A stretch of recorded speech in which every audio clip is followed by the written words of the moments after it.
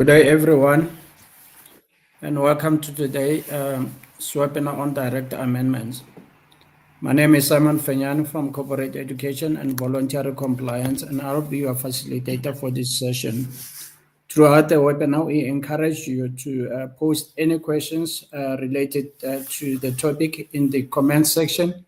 For queries beyond the scope of today's session, please refer to the contact details available on the CIPC website. We are pleased to be joined today by Mr. Thomas Lebete from the Directors, Members and Practitioners Unit, who will be delivering the presentation and responding to your questions during the Q&A session at the end.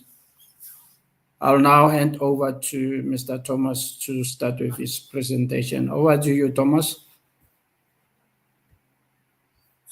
Thank you, Mr. Fenyani, and good morning to everyone. You are welcome to today's presentation. Just to kickstart, my name is Thomas, as I've already been introduced, Mashudu Thomas Lebete, and then I will take you through the director amendment process. And then at the end of the session, then you can send in your questions for clarity. So, Ruzani, okay. Yeah. In a company, there will be a time where the vacancies arise in the board of directors, and then the vacancies can arise in different ways. It can be through the resignation of a director or the deceased director, or it can be through the incapacitated director who is no longer able to perform the functions of a director. He might be bedridden. And then the vacancy can also arise through the removal of a director for various reasons that can be done by the shareholders or by the board of directors. It can also be through the term expired for the director who has been employed maybe for a certain period and then the term has come to an end. And then or through the retirement where the person has to go on retirement or the person has been declared delinquent by the court. So all this will create vacancies within the board of directors in a company. So we have the two processes to file the director amendments. The moment there is a vacancy in the company, you either select the OTP process or the back office process. The OTP process only caters for the resignation or the appointment of a new director. So whenever you appoint a director or resignation of a director, then the OTP process will be followed, whereby the affected directors together with the filer will receive the OTP to confirm the change. And then once they have responded to the OTP, the application will be automatically approved without human intervention. So there is no supporting documents required in this process. Only confirmation of the OTP is sufficient to approve the change of directors in a company. Then we will move over to the next slide where we have the second process, which is for the back office. In this back office process, we find that whenever the person is deceased, the application will go to the back office, or maybe the director is being removed, or the term has expired, or it's a retirement. So all these applications, all these transactions will go to the back office for processing. And then the supporting documents will also be required here, but the OTP in this process will only go to the filer because he's the one who filed the application, and then he will receive the OTP to confirm that this filing is legitimate. And then from there, the system will automatically channel the application to the back office queue so that it can be processed there. Then the other thing that people need to know is that before you can do any filing, all South Africans will have to be verified. So you'll be verified once by the Department of Home Affairs, and then all the foreigners will go through the foreign assurance verification process that is conducted by CIPC. So if you are a South African, then you will be verified through Home Affairs. For the foreigners, it will be through foreign assurance verification process conducted by CIPC. This process is only done once. Once you are verified, then in the next process that you are going to file, then you will not be verified again. Then before you can do the filing, the filer must, how the customer can obtain the amended CR39 certificate. Once you have filed the application and then the application has been approved, remember you get the reference number of the application on the system, and then you need to access that reference number, and then below the history application, then you will see the selection of COR 39 certificate where you need to download the certificate. Then you need to click in that button, and then from there you go and reprint, then you will get the certificate. So in this case, it means that now whenever you need the certificate of CR39, then you need to follow this process. And then at any given time, there is no limit. You can print out the certificate at any given time. So this is the way now you can access the certificate from the system. So the other challenge that we have with the director amendment is the issue date of the ID, whereby, as you can see, the ID copy has got the issue date. And then when you are verified, then you will be required to insert the issue date in the system. So some of the issue dates are correct as per ID or the smart card, but sometimes you find that the system now doesn't take the OTP, I mean the issue date. So we have got the directive from the corporate legal that all cases whereby the ID book, the issue date there is not taken by the system, then that one should be referred to Home Affairs for assistance. Because remember that the information that we use to verify the people comes directly from Home Affairs. So if you insert the issue date and then the system doesn't take it because it is verified at Home Affairs, then you need to contact them just to find out what is the problem with the issue date, because that information is not kept by CIPC, it is with the Department of Home Affairs. So Home Affairs advised in the past that people should normally use the latest issue date that they have received on the ID, because you find that you have got the ID in the past and then with different issue dates. So when you come to verification, they recommend that you need to use the latest issue date of the ID of the smart card. So how to appoint and resign a director. Here you'll find that the filer has been appointed to do the transaction. So the filer must have the customer code, because without customer code, you won't be able to file the director amendment. So you will need to log in with your customer code and the password.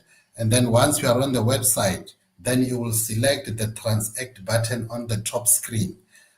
And then from there, you will need to go through all the steps as requested on the guideline up until the end of the process. Once you have finalized the change of directors, you will get the proposed change document just to let you know that there is a change that is about to happen. So and so is going to be resigned, or so and so is going to be removed, so and so is going to be appointed. So you will get that document before the final application is finalized. Then you will get the proposed change, and then after that, once you get once you receive the OTP, is then that you will have to respond to the OTP to confirm the change.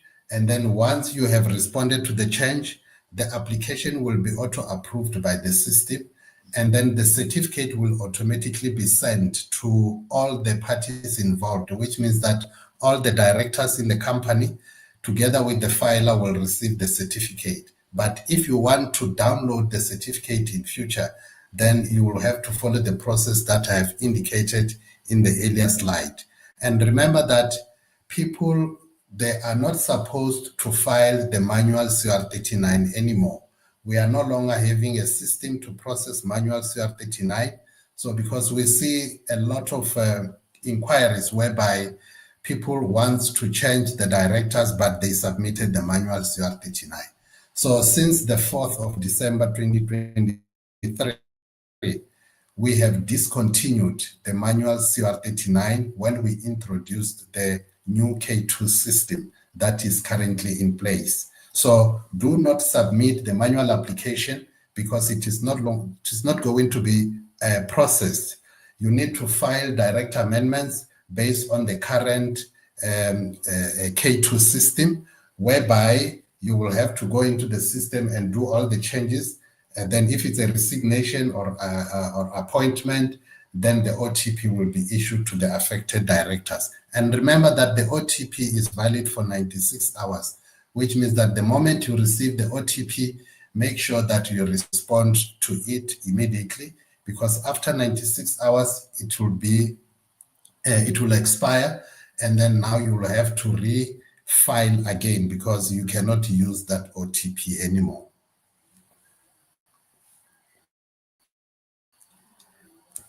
Then there is also the change of contact details of directors. This part is causing a problem at CIPC. Currently, we got a lot of complaints that the contact details were changed. And then after the contact details were changed, the directors are resigned without their knowledge. And then it becomes a problem because now there is an objection that has to be filed, which is another process. So the contact details change. We just need people to assist us with this because we are having a serious challenge. So we have developed a new step-by-step guide to change contact details, which is now available on the website. And then we also introduced the notice number 5 of 2025 that deals with the process of responding to change of contact details, whereby there is a link that is normally sent to the old and the new contact details for the director to approve or to object the change. So the confirmation of change should be done within 24 hours. After that, the application will lapse. So once the rightful owner objects the application within 24 hours, that application will automatically be terminated, even if the other person has already approved. So this part is very much important because we have seen that many people receive the link and then they ignore the link. And then after 24 hours, you find that the changes are approved. And then once the changes are approved, and then the person who changed the contact details can now file direct amendments and then resign the director without the knowledge of that director. So you don't need to keep quiet or to ignore the link that comes from CIPC. Once you receive it, if you didn't initiate this change of contact details, you must immediately select the object option so that the application can automatically be cancelled. And then because if you keep quiet, the person who filed, remember, will automatically, once receive the link, he will approve it. And then waiting for you to respond. If you don't respond, then the change will go through after 24 hours. So you don't have to ignore. You need to take action immediately. If you didn't initiate the change, please just click on the object so that the transaction can be cancelled immediately. So we also have the filer not able to update the contact details of directors. In this case, we find that in the past, people used to log in and do the change of contact details of directors without their knowledge. So currently, through the process that I've indicated now, only the affected director can update these contact details. So which means that you need to file to submit the change of contact details after you have logged in with your login details. So you need to keep your login details safe, because that is where the problem is, whereby people access your login details and then they log in as if it's you, and then you receive the notification that the change of contact details is about to happen, and then you ignore it. And then that person approved the change, and then from there he filed the application to resign you. So here we allow only the affected director to update his contact details, so that we can avoid hijacking of companies without the knowledge of the correct directors. So the filer can update that information only if he has been given the login details by the affected director to say, here is my customer code, go and do the change of contact details. My new email address is this one, my new cell number is this one. Then that person will have to go and do the filing using the login details of the director. But still, the director will have to confirm the change by approving the link that will be sent to him, either on a cell phone or via the email. But without approval of the link, then the change will not take place. So that is very much important. You don't have to ignore. You need to respond. It's either you approve or you reject. You don't have to ignore, because otherwise the changes will go through.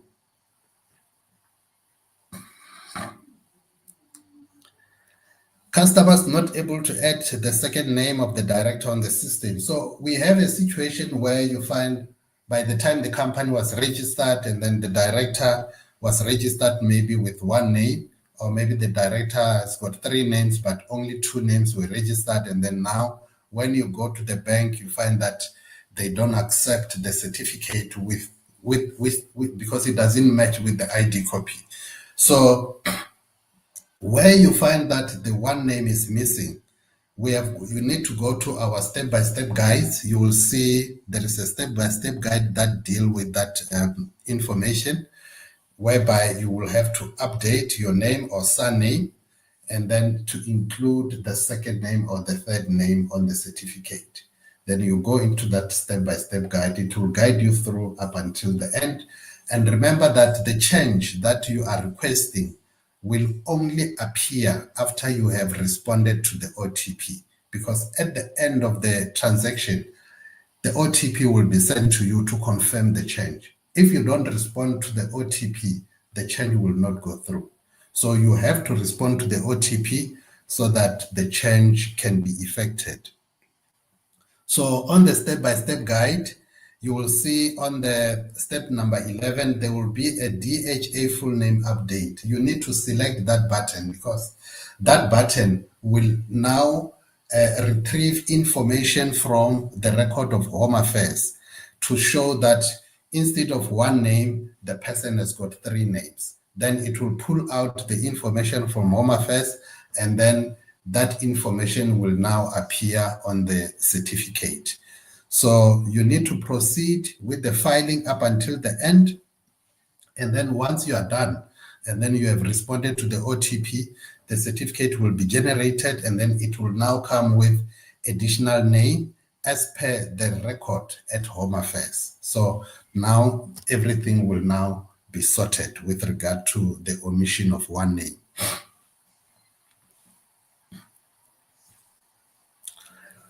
So we also have a situation where you can go to the previous slide.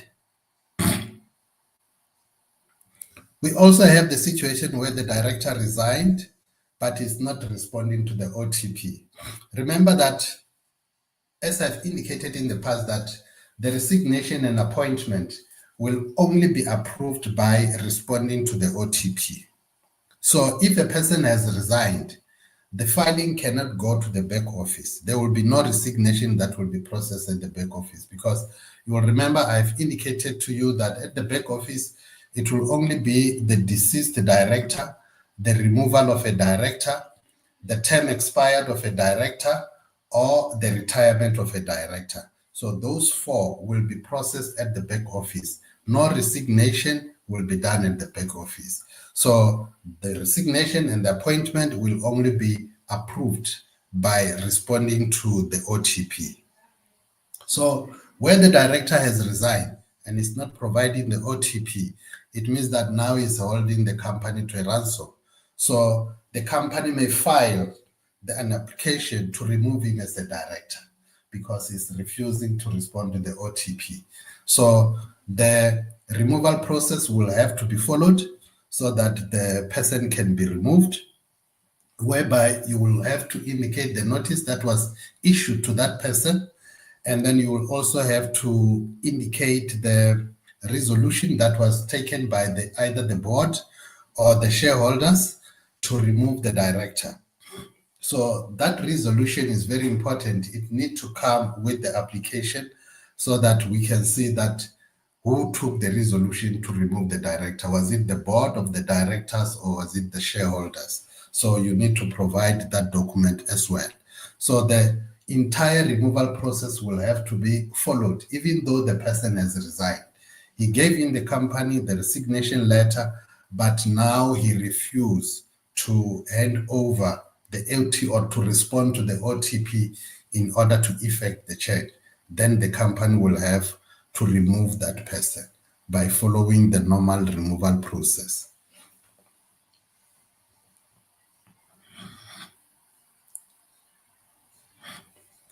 So how to cancel the transaction that is in process due to error made? You will find that sometimes when people do the filing, for example, they want to resign a director, but when they get to the status of the director, they change it from active. Instead of selecting resign, you select remove. And then once you select remove, then you have changed everything, because now the application is no longer going to be approved by OTP. Now it will have to go to the back office. And then you find that that was not the option that you are supposed to select. So in case where you find that you have selected the wrong option, remember that the board of directors or the shareholders passed the resolution that we have approved the resignation of a director. So the filer will have to implement as per resolution. So once you made a mistake and then you remove instead of resigning a director, then it means that the application will be rejected. And then once it is rejected, it will remain in the queue, which means that you cannot file another application, because you will have to respond to the query that has been issued with on that application, whereby they will tell you to follow the normal process of removal of a director, and then you find that you don't want to remove a director. So the application will remain in the queue, and then you cannot file another application until you resolve the query of that transaction. So in this case now, because you don't want to remove a director, you will have to, the board will have to send us the resolution to request for cancellation of that transaction so that we can remove it from the queue. And then once it is removed, then you can file the new application now with the correct status, because the application will be out of the queue. Then is then that you can be able to file the new application. So the board or the shareholders will have to request for the cancellation of the pending application that is blocking the filing of the new application. Then once we receive that request, then we will remove the application from the system. And then now the company can file the new application with the correct status of resignation, for example. Then we find a situation whereby people want to change the passport to South African ID. The person used to be a foreigner, and then now he got the South African ID, and then now they want to update to South African ID because maybe the passport has expired. Now they want to use the South African ID. On the step-by-step guide, we have got this option to update the passport. Then you follow that step-by-step guide in order to change from passport to South African ID. Once you indicate that you are using the South African ID, then you can be able to change the passport. So you can even change SAID to passport or vice versa. So the step-by-step guide that we have got on the website will assist you to do the update of that information. And then again, you cannot change the South African ID to South African ID unless if maybe your ID has got, let's say maybe the last 3 digits at the end of the ID number is wrong, maybe it's 000, then you can now be able to update the ID number. But the most important thing is that once you are changing from passport to ID or from ID to passport, you have to respond to the OTP at the end of the process. Because if you don't respond to the OTP, the changes will not be updated. So once you receive the OTP at the end of the process, you need to respond. Once you respond to the OTP, remember when you respond to the OTP, you just put in your ID number because there is a link that comes with the OTP. You click there, you will get a link. You click on your name, you go and put in your ID number that appears with the OTP, and then from there you put the OTP and then you click submit, then it's gone. Once you click submit, then it's fine, then the changes will be updated. Without responding to the OTP, the changes will not be updated. Company to be amended doesn't appear on the screen. We normally receive a lot of complaints from customers that I'm trying to file director amendments, but when I get to change history, I see the list of the list of companies, but the company that I want, it doesn't appear on the system, and then I cannot proceed to do the change of directors. So the customer must search the company they want to make amendments under the associated company information page while they're on the director amendment portal. Once you get to this page that shows associated company information, then the company that you want, if it doesn't appear on the screen, you need to check on the right-hand side. You will see there is a block where you need to type in the company registration number. You will see it shows facility criteria, and then below there is a block. You type in your registration number there of the company that you want to make amendments on, and then from there you click the search button. From there, you will see the company that you want will now appear on the screen. And then from there, you can start to make changes moving forward. So once it appears once, in future when you do the filing, then it will automatically reflect on the screen. Then we also have the unauthorized change of directors. This is another challenge that we have, because we do the change of directors after we receive the necessary documents. Once we have approved the application, and then we get an objection that no, this filing was not authorized by the company, or it was not authorized by me, because people come with different angles.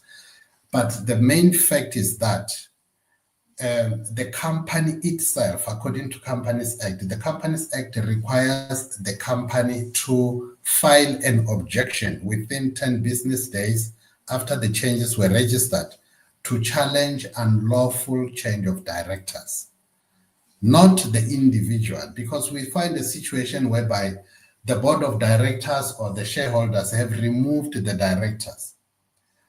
Once the person realized that he has been removed, he filed the CR 168 to challenge the removal, which is not supposed to be like that, because a person is not a company. The shareholders are the owners of the company. The board of directors represent the company. So if they took a resolution to change the director and then they remove a particular director, so the person cannot come back to CIPC to say, no, I've been removed, then I want CIPC to reinstate me. It doesn't work like that. It's the company that can file an objection whereby the company find that there is now a new director in the company who was not authorized by the company.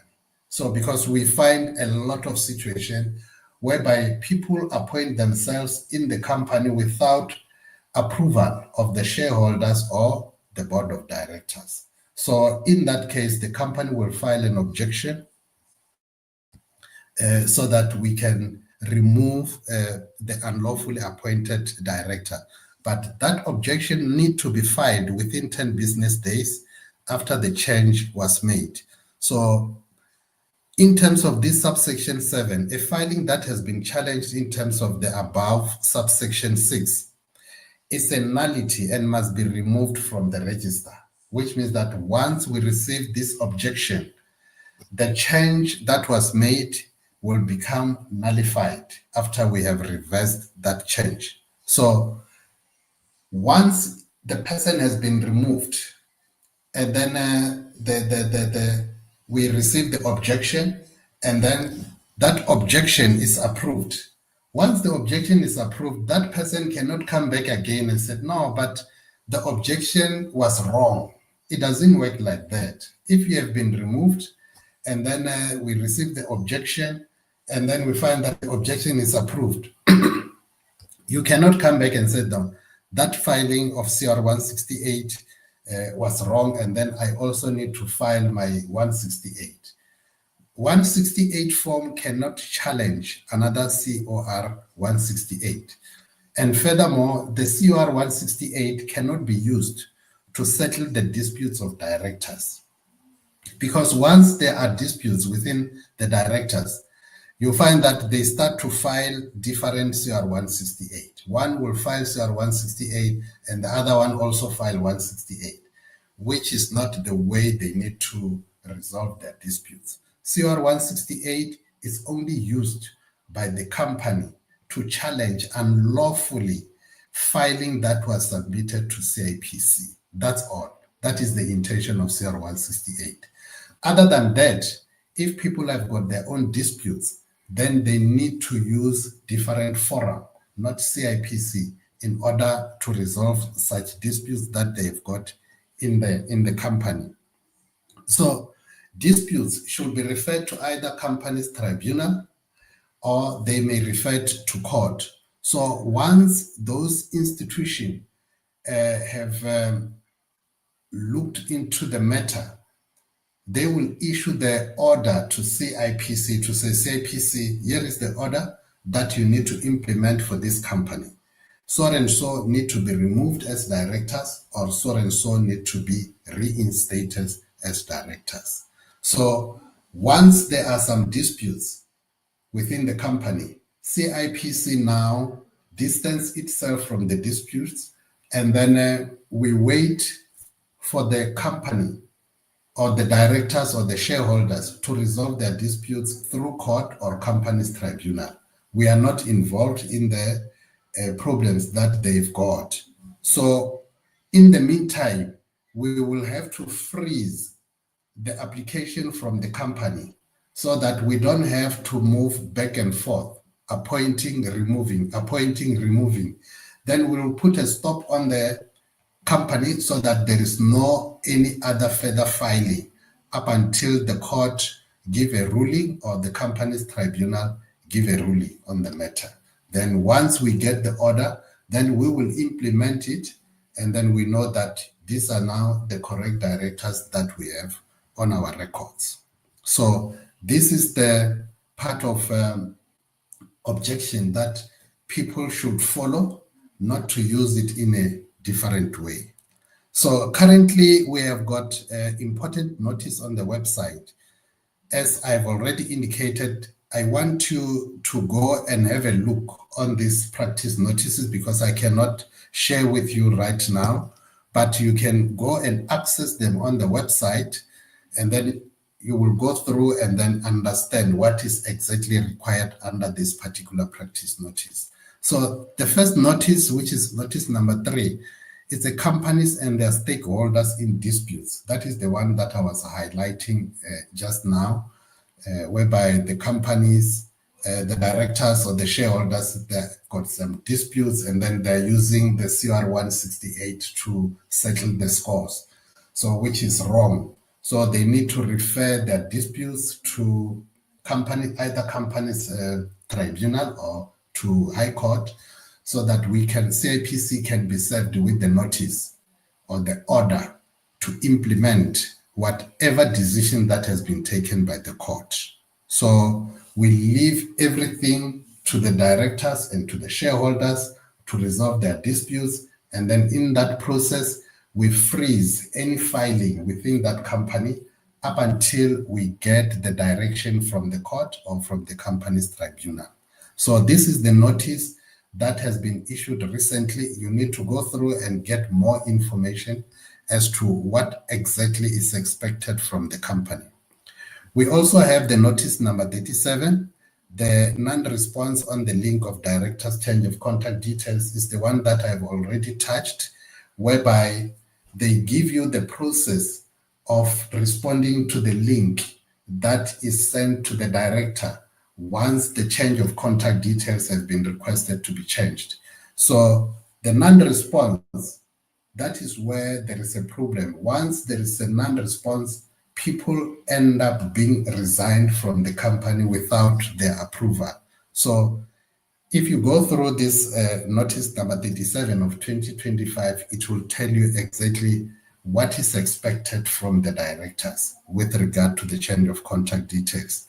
And then lastly, we also have the latest notice, which is about to be published soon.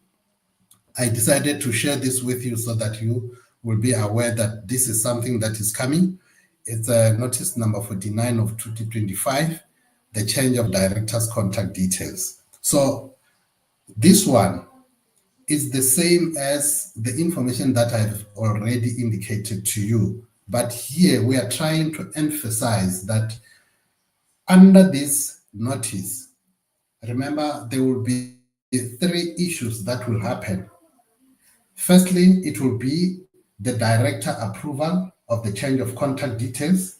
Once the director approves the change of contact details will be updated within 24 hours.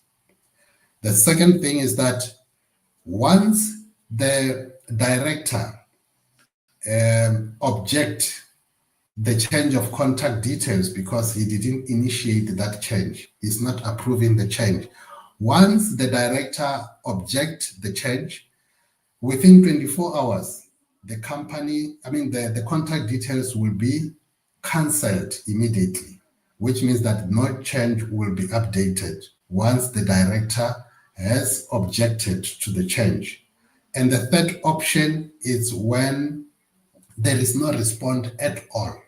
If there is no response, and then the application after 24 hours will lapse, and then no change will take place because no one has responded. But once there is a response from one person, then something will happen. So which means that if it is approved, then within 24 hours, the change of contact details will be updated. If it is rejected by the director, even though the person who filed the application has already approved, if the affected director whose contact details are being changed reject the change, then it will automatically terminate the application, which means that the contact details will not be updated. But if no change or no response took place from both parties, the change has been made, but there is no response. After 24 hours, and then that application will lapse because no change was authorized. And then no change will take place, which means that the contact details will remain as they are. So that is the end of my presentation. If you can move to the next slide, then I thank you so much for listening to me. Thank you, Thomas. We'll now move on to the questions and answers session. So on the comments, the first question, Thomas, is I'm failing to retrieve my login credentials due to change of contact Is there I'm not sure a way? because yeah, I see the question on the screen. I don't know if I have to respond to this or Okay. it's still the same. Oh, okay. Yeah, no, it's fine. You can go ahead, Tony. Okay, the first one, someone said if I lost my old contact details. It's fine if you have lost the old contact details and then you do the change of contact details. The link will be sent to both old and the new, which means that on the old contact, because you cannot access it, there will be no response. Then the response will be on the new contact details. Once you respond to confirm this change is correct, then the contact details will be updated, even though on the old contact details there is no response. And then he said, Mohammed said, after I'm failing to retrieve my login credentials due to change of contact details, is the way, I don't know, I don't understand this question. I'm failing to retrieve my login credentials due change. I'm not sure about this question. What is the process for foreign directors where they have been issued new passports but CIP still dead? Have old passport? We are struggling with foreign assurance verification application and changes to resign them from entities due to this. If the person has got the old passport, which has expired, and then now he got the new passport, so the new passport need to be verified at the foreign assurance verification. After that, once it has been verified, then you can be able to file director amendments, and then you can resign whoever you want to resign, or you can appoint whoever you want to appoint.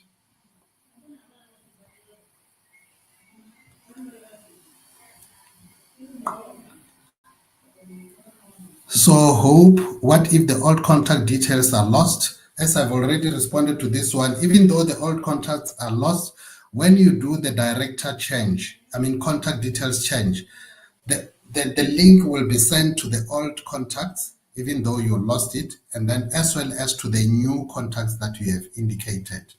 Once you receive on the new contacts that you have indicated that this is the new contact details, you will get the link. Once you get the link, then you will approve the link. Then the system will wait for the response from the old contacts. And then after 24 hours, if there is no response from the old contacts, and then the contact details will be updated because you have approved on the new contact details that you have updated.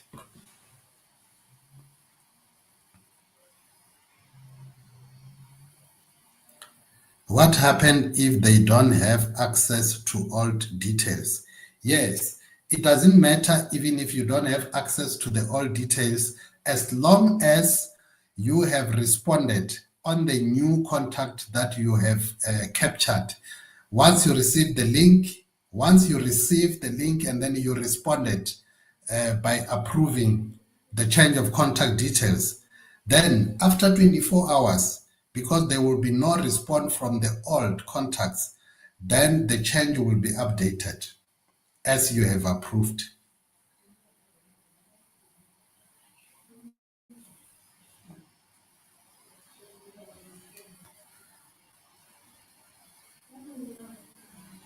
How do we fix an ID number? The company was registered manually, and when we received the company documents, the ID was incorrect. On the step-by-step guides, we have the guide that deal with the fixing of the ID, as I've even indicated in my presentation.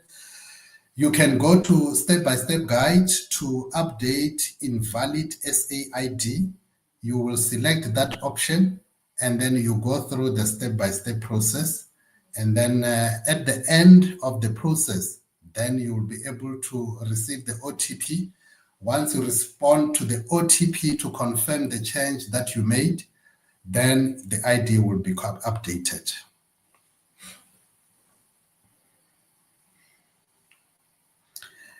Can you still add a director using a third party by emailing the COR39? As I have indicated, you don't need to email the CR39 because we no longer process manual CR39 application. But you can use the third party to file director amendment on our K2 system. And then the person can do the filing of the change of, the change of directors, except the change of contact details. If you want to appoint a director or you want to resign a director, the third party can log in using any customer code to do that change. But for change of contact details, it must be the profile of the affected director. But remember, you don't have to file manual CR39 because we no longer have a system to process those documents since the 4th of December, 2023.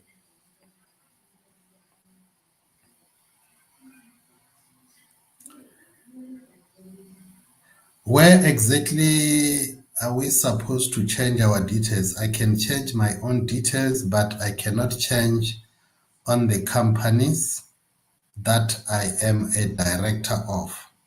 Where exactly are we supposed to change our details?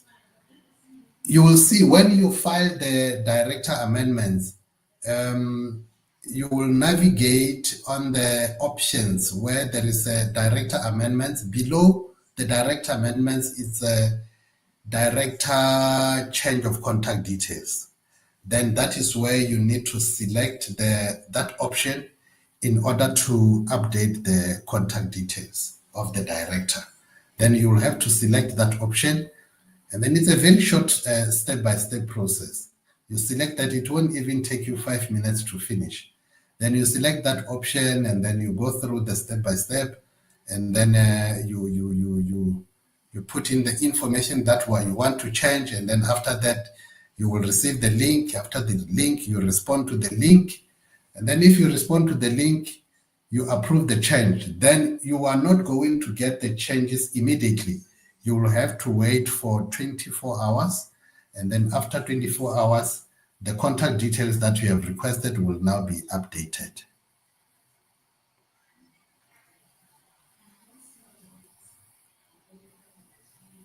And the company can also not change my contact details. No, the contact details are only required by, the contact details of a director can only be changed by the profile of that person. Any other profile cannot be used to change the contact details of a director, which means that even the third person or the filer cannot use his own login profile to change the contact details of another director. So he either use the contact detail, the profile of that director to upload and change the contact details of that person, or the person himself or herself can log in using his profile and change his own contact details. Different profile cannot change the contact details of another director.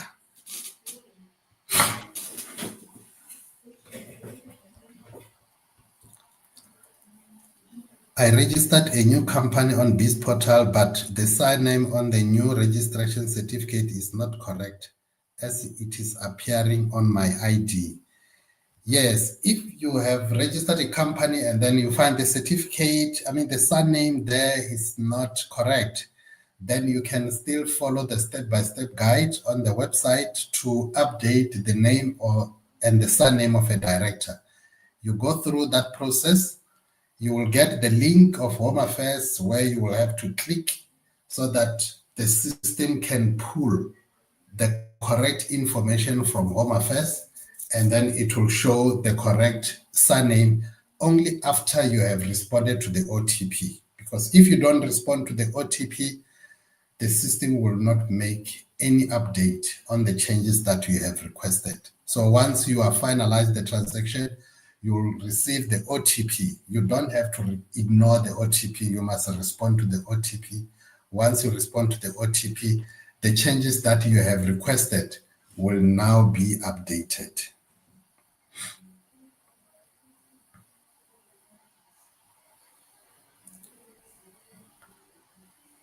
How does a company get training? Oh, it's gone. How does a company get training and later get credentials? I'm not sure about the training that the customer is referring to. How do I deregister from a company? If you want to deregister, maybe you are referring to the resignation. If you want to resign from a company, remember, a person is employed by the company, the director is employed by the company. When you decide to resign, you hand over your resignation letter to the company to inform the company that I'm resigning. Remember, resignation is voluntarily, so due to your own personal reasons. So the company will have 10 business days to file director amendments to resign you as a director. So once you have handed over your resignation letter, the company must file director amendment to resign you, and then you will receive the OTP to confirm that you have resigned as a director. Once you respond to the OTP, the system will automatically approve the application and change you as a director, and then you will be out of the company. So that is the process that you need to follow. You resign with the company must file the change. If the company fail to file within 10 business days, you have got the right to lodge a complaint to CIPC by filing COR 135.1 form to lodge a complaint that I have resigned, the company is not submitting the necessary documentation to CIPC. Then CIPC, through the enforcement unit, they will have to enforce the company to comply with the Companies Act to resign you as a director because you have handed over the resignation letter, but the company is failing to do the normal process of resigning you as a director.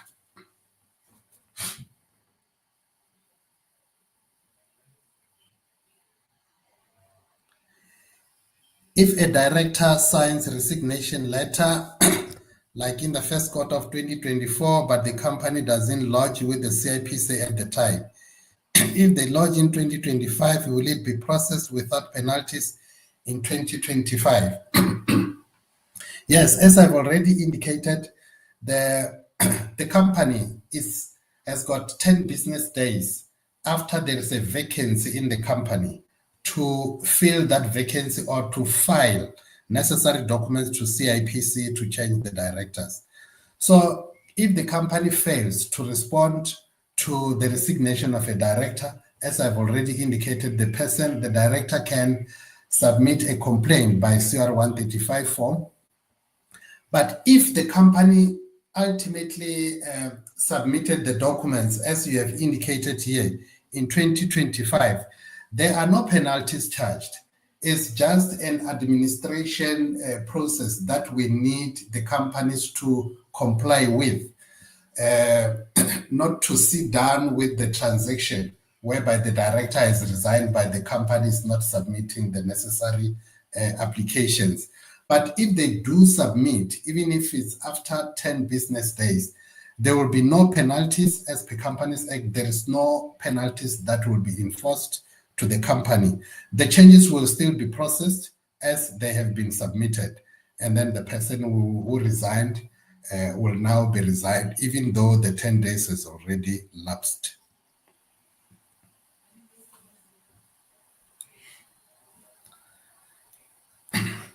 Another question is regarding contact details. For instance, if the old number is given to another person that you don't, and by mistake he or she responds to OTP that is not important to them by mistake.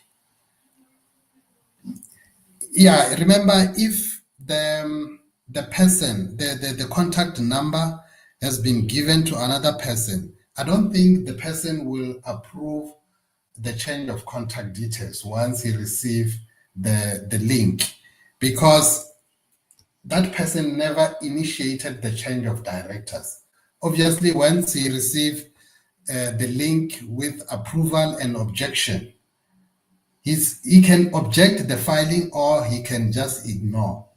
And then once he ignore, the rightful person will respond to the link by approving the change. And then after 24 hours, that change will be updated. But I don't think the person who approved the person who received the OTP, the link on the old number can approve the change without knowing what the change is all about.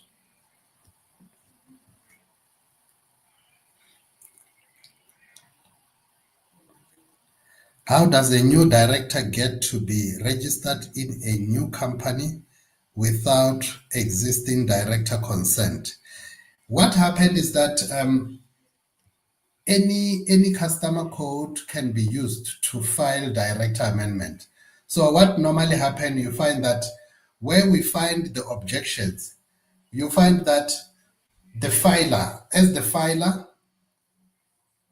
the person requested me to do the filing on his behalf, that I've been appointed by the company, so I want you to do the filing on my behalf. Then I log into using my profile. And then from there, I go to the company, I enter the company registration number, and then it will open the profile of the company. And then I will do the amendments of directors. Then I will appoint the new director. Then once it is approved, because the OTP will go only to the newly appointed director, that person will respond to the OTP. Once he responds to the OTP, then the system automatically approves the application and then will also generate the certificate to confirm that a new director has been appointed. That is when now the company will come and object the filing. But it is possible that the person can be appointed in a company, provided you have got the registration number of the company, and then you can be appointed into any other company. The person who is using the profile, any profile can be used to file director amendments for any company. So that is how the person can get appointed in a company whereby the owners of the companies are not even aware of that person. Then they will file an objection. Can you please repeat the answer for the wrong surname on my registration certificate? I said you need to go to step-by-step guide on the website to update the name and surname of the director. You go to that step-by-step guide, you go through the process, you will even get to the DHA full name update. You click on that button so that the system can pull over the information related to the ID number from Home Affairs. And then once the system has pulled over the information from Home Affairs, then at the end of that transaction, once you respond to the OTP sent to you, the changes that you have requested will now be updated.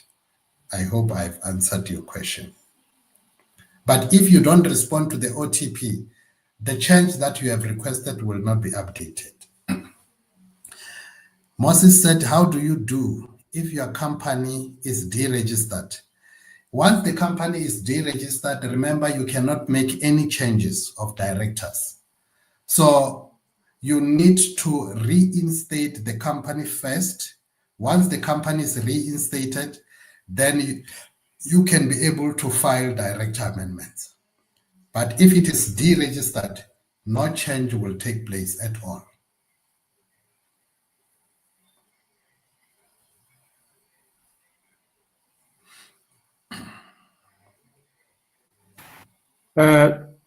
Thank you very much, Thomas. And then that brings us to the end of today's webinar. And then we trust you found the session informative and valuable for your work going forward. Thank you once again for joining us, and we wish you a pleasant day ahead. Bye-bye. Thank you so much, and have a great day.